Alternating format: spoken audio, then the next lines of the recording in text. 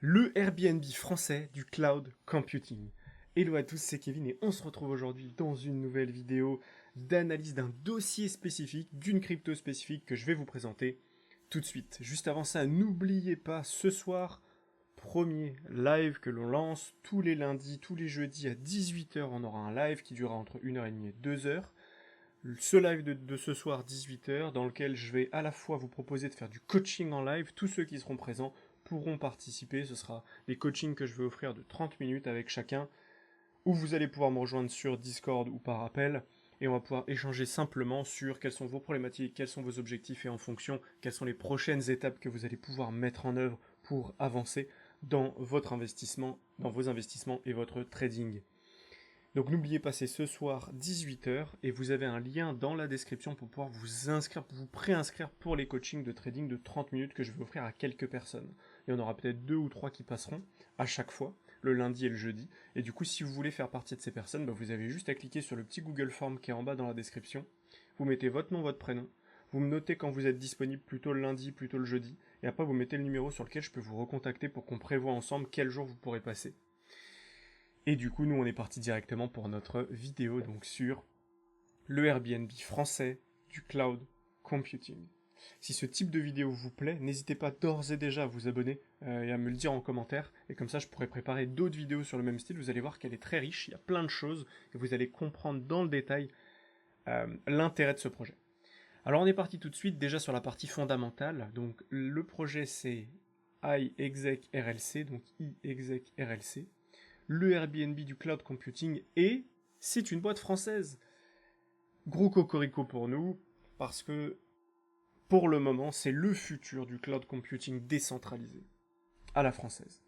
Alors déjà, qu'est-ce que c'est que le cloud computing? Pour que tout le monde soit au même niveau, le cloud computing, c'est simplement un système qui permet d'accéder à des ressources informatiques, comme par exemple des serveurs, du stockage de données ou de la puissance de calcul, via Internet, sans avoir besoin d'installer le matériel en physique. Exemple, dans nos ordinateurs, on a des disques durs. Eh bien, si vous mettez votre stockage dans un cloud computing, donc dans Internet, vous n'avez pas besoin de le stocker sur votre ordinateur, donc vous n'avez pas besoin de l'espace de stockage de votre disque dur. Exemple, le Drive de Google, donc le Google Drive ou bien Dropbox, ce sont des plateformes dans lesquelles on peut stocker des données. Ça va pas nous prendre de la place sur notre ordinateur, mais ça va utiliser l'espace de stockage qui correspond au Drive de Google et donc sur leur serveur à eux. Et donc ça nous permet de ne pas utiliser de stockage sur notre téléphone ou notre ordinateur. Donc le cloud computing, c'est simplement ça. Maintenant, quels sont les points clés de iExec, qui est un projet français innovant? Alors déjà, c'est originaire de Lyon, comme moi. Voilà, fondé à Lyon en 2017, iExec est un pionnier du cloud computing décentralisé en France. En plus d'incarner simplement de l'innovation technologique, iExec porte la vision ambitieuse de décentraliser la puissance de calcul pour rendre cette ressource accessible et sécurisée et sans intermédiaire. Et vous verrez, on y reviendra plus tard pour ceux qui n'ont pas tout à fait compris à quoi ça sert. Aujourd'hui, on parle d'un concept du Airbnb du cloud computing, parce qu'en fait, tout comme Airbnb a rendu l'hébergement plus accessible en connectant directement les propriétaires avec les voyageurs l'un avec l'autre, iExec connecte les fournisseurs de puissance de calcul avec ceux qui en ont besoin, pour créer ainsi un marché ouvert et transparent. C'est-à-dire quoi? C'est-à-dire que quelqu'un qui a besoin d'une grosse force de calcul d'un coup, une grosse puissance de calcul, va pouvoir se mettre directement en relation avec quelqu'un qui en a de disponible et qui ne l'utilise pas. Le token RLC, lui, est un outil de transaction et de sécurisation de la marketplace, donc ça on pourrait dire que c'est plutôt classique, mais ce qui est bien, c'est que vraiment le RLC est au cœur de chaque interaction. Il permet vraiment de louer et de vendre de la puissance de calcul, donc c'est vraiment la monnaie qui va être utilisée pour faire des transactions sur leur plateforme. Là où beaucoup de cryptos aujourd'hui, le token de plein de cryptos aujourd'hui ne peut ne pas avoir trop d'intérêt, alors que là ça a vraiment un intérêt important. Alors pourquoi iExec révolutionne le cloud computing? Alors déjà parce qu'il a une technologie qui est unique et qui est sécurisée. Aujourd'hui, la technologie du iExec est basée sur le consensus Proof of Contribution, le POCO. Et c'est en fait conçu pour récompenser les contributeurs tout en garantissant la sécurité et la transparence des transactions. En gros, chaque transaction elle est inscrite dans la blockchain, elle renforce la confiance des utilisateurs, et ceux qui contribuent réellement en offrant leur puissance de calcul, en achetant, etc., eh bien c'est ces gens-là qui vont être récompensés. Application concrète, les usages du RLC aujourd'hui sont bien au-delà de simplement faire du paiement pour de la puissance de calcul. iExec a déjà utilisé dans des secteurs comme l'intelligence artificielle, la finance, la santé ou la sécurité. Où la sécurité et la puissance de calcul sont cruciales. Donc en gros, on a déjà pas mal de cas d'usage, que ce soit dans l'IA, que ce soit dans la finance ou la santé, où iExec a déjà montré que c'était très utile et très simple d'utilisation. Ce qui est super bien aussi, ce que j'ai noté, c'est que on a des partenariats stratégiques aujourd'hui et très impactants. iExec a déjà fait des collaborations avec des géants technologiques comme IBM par exemple ou Intel. Du coup, ce qui fait que ça renforce vraiment l'impact et la vue qu'on peut avoir sur iExec. C'est pas juste une petite boîte, mais c'est une boîte qui est capable de faire tourner sa solution et d'apporter des solutions pour des énormes boîtes qui ont des projets et des problématiques très très importantes comme IBM et Intel. Donc c'est des alliances qui sont des signes vraiment forts de crédibilité et ça nous offre une meilleure visibilité au projet à titre international. C'est pas seulement français, mais c'est vraiment à l'échelle internationale. Maintenant, si on compare avec la concurrence, les concurrents principaux de iExec, aujourd'hui c'est Filecoin et Golem, mais iExec aujourd'hui est capable de se démarquer parce qu'il se focalise sur le cloud décentralisé de calcul intensif. C'est-à-dire que des projets comme Filecoin ou Golem se concentrent vraiment plus sur du stockage. C'est-à-dire comment on fait pour faciliter le stockage en lui-même. Mais iExec, lui, s'adresse spécifiquement à ceux qui ont besoin de grosses puissances de calcul pour typiquement des grosses applications très critiques. Donc ce qu'on disait tout à l'heure pour de l'intelligence artificielle par exemple. Et vu que l'intelligence artificielle est en plein boom, vous vous doutez bien que ça peut avoir une place importante. Donc l'avantage compétitif de iExec, c'est qu'il y a une flexibilité et une sécurité avec son modèle Airbnb. Aujourd'hui, iExec propose un accès plus flexible et abordable aux ressources de calcul sans dépendre de fournisseurs de cloud traditionnels. C'est un modèle qui attire du coup énormément d'entreprises qui nécessitent un accès sécurisé et des ressources extrêmement performantes. Et au final, on se retrouve avec deux visions différentes, comme Filecoin, Golem qui vont se focaliser sur le stockage de données, et iExec qui lui va se focaliser plutôt sur le calcul intensif. Donc quand on voit des concurrents comme Filecoin ou Storj aussi, qui est connu avant c'était StormX je crois, qui a changé en Storj. Ces projets se concentrent principalement sur le stockage de données décentralisées, ils permettent aux utilisateurs de stocker et de récupérer des fichiers sur une infrastructure décentralisée, mais par contre ils sont pas du tout capables de proposer des puissances de calcul énormes à ces utilisateurs, donc c'est fait pour un usage traditionnel, je dirais, pour un usage de particulier. iExec, lui, à l'inverse, c'est vraiment conçu pour proposer de la puissance de calcul décentralisée, une infrastructure qui permet aux entreprises et aux chercheurs d'accéder à une grande capacité de calcul d'un coup pour des tâches compliquées, de l'IA, de la big data, des simulations, etc. Donc du coup, on se connecte directement aux fournisseurs de puissance, et donc on fait tourner tout ce qu'on a besoin pour faire nos vérifications et faire notre travail. Quand on parlait tout à l'heure du Airbnb, du cloud computing, aujourd'hui les autres solutions, généralement, elles fonctionnent sur des infrastructures qui sont fermées ou semi-fermées. Et souvent, c'est des grands centres de données ou des réseaux plus centralisés au final. Et c'est un petit peu la problématique qu'avait Filecoin dans son business model. iExec, lui, du coup, vu qu'il offre une marketplace qui est complètement ouverte, surnommée le Airbnb du cloud computing, du coup, il permet aux utilisateurs de louer, de vendre de la puissance de calcul, un petit peu comme bon leur semble, comme bon leur veut. Et donc, cela offre une flexibilité unique et un accès plus direct et moins coûteux, ce qui attire particulièrement les PME, les startups et les chercheurs. Et même des très grosses boîtes comme on a vu comme IBM et Intel qui pour le coup, eux, vont pouvoir intégrer leurs propres services à l'intérieur. Le POCO, on en parlait tout à l'heure, du coup la plupart des projets aujourd'hui ils utilisent des systèmes de consensus comme le Proof of Stake ou le Proof of Work, ce qui se concentre sur la validation des transactions de manière décentralisée, ce qui est déjà bien. Mais le POCO, du coup, c'est propre à iExec, et en fait, du coup, le Proof of Contribution, c'est le fait d'aller vérifier l'apport en puissance de calcul des fournisseurs, et en fonction de l'apport de calcul de chaque fournisseur, on va leur rétribuer, du coup, du exec. Et donc c'est ce qui fait que ça change complètement la vision des choses, c'est en fonction de l'usage réel que je propose à mes utilisateurs, je suis rétribué. Donc c'est pas quelque chose de très individualiste comme pourrait l'être le proof of stake ou le proof of work, mais on est vraiment sur plus je contribue pour les autres et plus je suis rétribué. Alors du coup, on a une forte adaptation aux besoins d'applications spécialisées, puisque ce qu'on disait, c'est que du coup, les concurrents aujourd'hui se focalisent plutôt sur des tâches généralistes, comme le simple stockage ou des applications légères. C'est typiquement, si on prend le Google Drive par exemple, si on prend le Google Drive aujourd'hui, pour stocker des photos, pour stocker du texte, c'est très bien, pour stocker des vidéos, c'est déjà un peu plus compliqué, mais on peut pas y stocker des applications. On peut pas y stocker des éléments qui vont nous demander des grosses puissances de calcul, c'est pas du tout fait pour ça. Eh bien, iExec justement a un fort ancrage dans les applications spécialisées, particulièrement celles nécessitant une puissance de calcul importante. Les secteurs visés du coup incluent vraiment l'intelligence artificielle, le big data, la finance et la santé. Et vous vous doutez bien que ce sont ces domaines-là où il y a le plus d'argent aujourd'hui dans le monde, intelligence artificielle, big data, finance, santé. Les partenariats de haut niveau. Les autres projets aujourd'hui ont souvent des partenariats à un stade expérimental ou des collaborations qui sont dans un cadre de recherche et de test.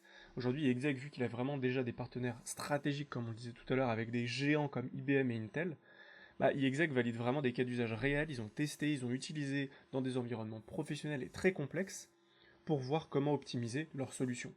Donc ça renforce vraiment la crédibilité du projet et pour moi ça montre vraiment un engagement concret dans l'industrie du calcul intensif de la part d'IExec, mais aussi de l'intérêt de la part de très grosses boîtes comme IBM et Intel, qui sont des pionniers et qui sont des leaders dans leur secteur, d'avoir besoin de ce type de solution.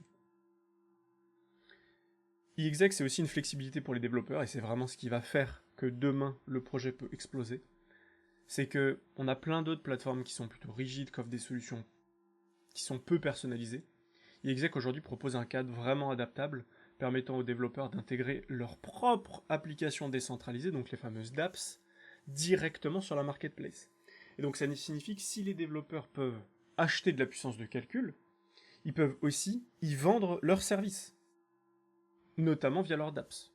Et donc ce qui fait que ça va créer en fait un écosystème d'applications dynamiques en expansion sur lequel on va avoir, ok, vous pouvez acheter ou vendre votre puissance de calcul, enfin la louer, et vous pouvez aussi mettre à disposition vos applications. Et donc quelqu'un qui vient récupérer de la puissance de calcul pour faire quelque chose, si en même temps il découvre une application qui va lui permettre d'aller plus vite dans le développement de son app ou de quelque chose, et ben il va pouvoir aussi s'en servir et acheter là-dessus. Donc en conclusion, je dirais moi que iExec se distingue vraiment par son focus sur la puissance de calcul, ça c'est clair, plutôt que le stockage en lui-même, parce que le stockage c'est pas très compliqué. Son modèle du coup Airbnb le rend vraiment flexible, ouvert. Son consensus POCO garantit un système de récompense équitable basé sur les contributions qui sont réelles pour les utilisateurs. Et pour moi, ça fait vraiment une solution unique, très robuste pour les industries qui nécessitent des solutions de calcul intensives, et je rajouterais même que du coup, ça le distingue fortement des potentiels concurrents qu'il pourrait y avoir sur le cloud computing, parce qu'on n'est pas du tout sur les mêmes solutions que des cryptos comme Filecoin par exemple. On est vraiment là sur une solution qui répond à une problématique très spécifique d'énormes boîtes. Donc c'est pas un projet qui va parler à beaucoup de monde, mais je pense que c'est un projet qui va plutôt rester un peu dans l'ombre pendant très longtemps et qui prendra de plus en plus de place de marché, de part de marché dans des projets très complexes ou des solutions simples comme le Google Drive, comme Dropbox, comme Amazon Web Services ne peuvent pas répondre ou plus difficilement. Et donc ça pourrait devenir un mastodonte mais dans l'ombre en fait. Et c'est plutôt une bonne nouvelle parce que s'il y a très peu d'investisseurs qui rentrent dedans parce qu'ils comprennent pas ou parce que c'est pas très facile de compréhension, eh bien ça peut vous donner des bons x5, x10, x15, x20. Du coup, au final, pour les passionnés de technologie disruptive et d'innovation française, iExec, pour moi, c'est vraiment le projet inspirant et un investissement potentiel dans l'avenir du cloud computing. C'est l'investissement parfait pour ceux qui sont dans ce type de recherche. Maintenant, ce qui va nous intéresser également, c'est la partie graphique, parce que forcément, ce qui nous intéresse, c'est, ok, est-ce qu'il y a un intérêt, pas d'intérêt, qu'est-ce qu'on peut faire? Alors, iExec aujourd'hui, c'est 334e, ça représente que 102 millions de market cap, donc 100 millions de market cap en euros bien sûr, ce qui est très faible. Et en termes d'offres en circulation, on est à 72-73 millions de tokens sur 87 millions, donc on a quasiment tout libéré, ça c'est vraiment bien. La crypto est présente depuis 2017-2018, et c'est un projet qui se maintient, c'est un projet qui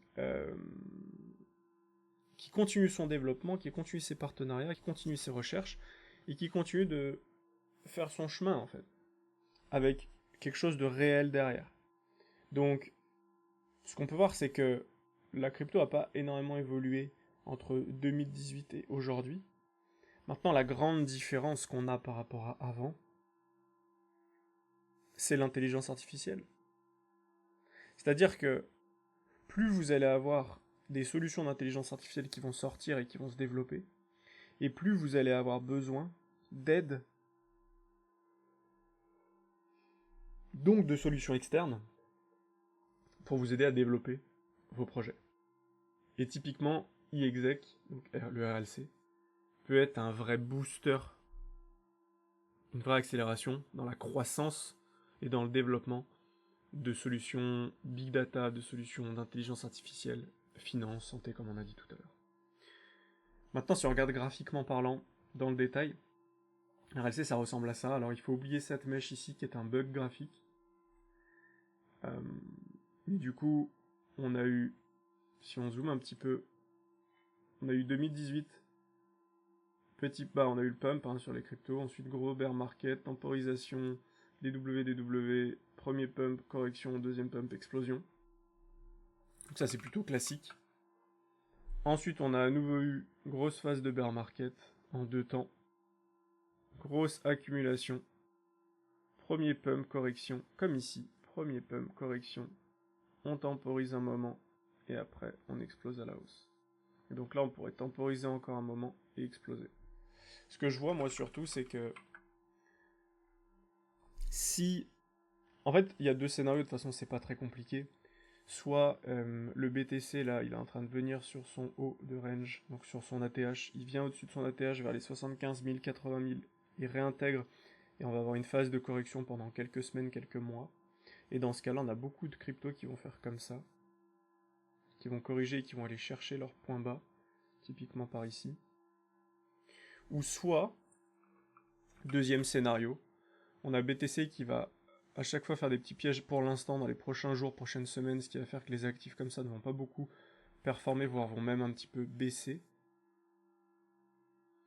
Mais ensuite BTC va casser et va s'envoler, et donc dans ce cas-là, il faudra voir si ces actifs commencent à réellement s'envoler et prendre de la vitesse ou pas. Donc pour moi c'est pas il faut pas se précipiter tout le temps, tout de suite sur les actifs, parce que je pense qu'il y a quand même un petit peu le temps. Maintenant, quand je vois un actif comme eExec, donc comme le RLC, je pense vraiment qu'on est dans une zone où on n'ira pas bien plus bas. Tout est possible, bien évidemment, hein. Si demain on a une news économique catastrophique et qu'ils se servent de ça pour faire baisser les marchés, on pourrait venir chercher ici peut-être ce niveau, moins 40%. Je pense pas qu'on ait cherché tout en bas, je pense qu'ici les moins 65 c'est finito. Mais je pense voilà qu'on a corrigé tout ce qu'on avait à corriger et qu'on est prêt maintenant un petit peu comme ce qu'on avait fait ici. C'est-à-dire grosse phase d'attente, on casse à la hausse, on réintègre, on corrige en 2 temps et derrière on explose tout. Et ici je pense vraiment qu'on a eu phase d'accélération, on corrige, on peut faire en 2 temps et après on explose tout. Donc je pense qu'on est vraiment sur des super prix ici d'entrée sur eExec et que on pourrait voir l'actif maintenant extrêmement performé. Pour moi, un actif qui est à peine à 100 millions de market cap sur un secteur comme celui-ci a un potentiel de dingue. Je pense que les gens s'en rendent pas forcément compte. J'espère qu'avec ce que je vous ai présenté ici, parce que c'était quand même pas mal complet, vous vous rendrez plus compte. Mais le potentiel est vraiment dingue. Donc ce serait pas du tout déconnant qu'une crypto comme ça puisse atteindre 1 milliard, 2 milliards, 3 milliards de market cap, et donc faire rapidement du x10, x20, x30. Je sais que ça peut paraître fou pour certains et qu'ils disent mais c'est un truc un peu improbable. Dites-vous bien que cette crypto fait que 100 millions de market cap en fait. Et 100 millions c'est vraiment vraiment très faible. C'est très très faible.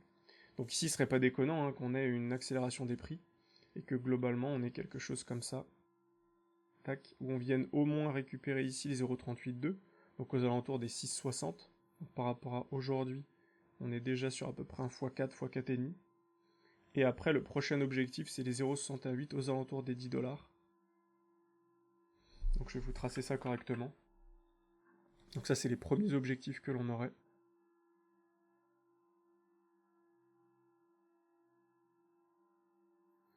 Voilà. Ensuite, en cas d'accélération et d'ATH, nos prochains objectifs seront 161,8. Je pense qu'on peut s'arrêter là pour l'instant parce que ça fera déjà pas mal. Quoique, en vrai, on est qu'à 100 millions de market cap. Hein. Le prochain, je peux vous le noter aussi si vous voulez.